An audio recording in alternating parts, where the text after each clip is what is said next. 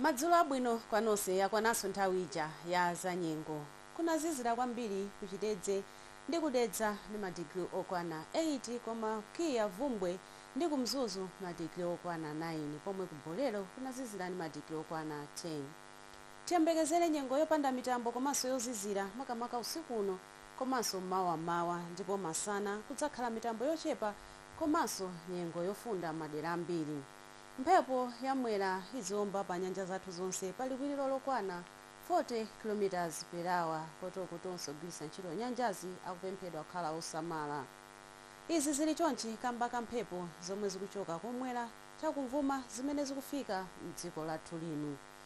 Usiku uno tiyembekezere nyengo yopanda mitambo madera ambiri a chigawo chakumwera pakati ngakhalenso kumpoto kwa dziko lino, koma mmawa kuzazizira madera ena. Kunzuzu kuzazizira ndi madigiri okwana 9, kulilongwe 7, kuntchewu ndi kudedza madigiri okwana 8 koma ku Blantyre kuzazizira ndi madigiri okwana 12.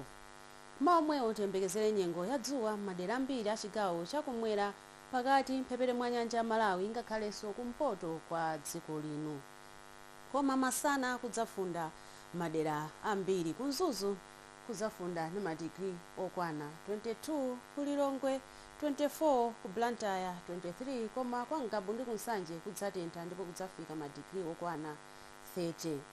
Masana omwewo tiyembekezere nyengo ya dzuwa madera ambiri a chigawo chakumwera komanso chigawo chapakati mphepete mwa nyanja ya Malawi ngakhalenso kumpoto kwa dziko lino, ndipo mkucha lachisanu tiyembekezere nyengo yangati yomweyi kupitirira madera ena monga kulilongwe ngakhalenso kunzuzu, koma nyengo ya mitambo yapatali kwa Ngabu komanso ku Blantyre.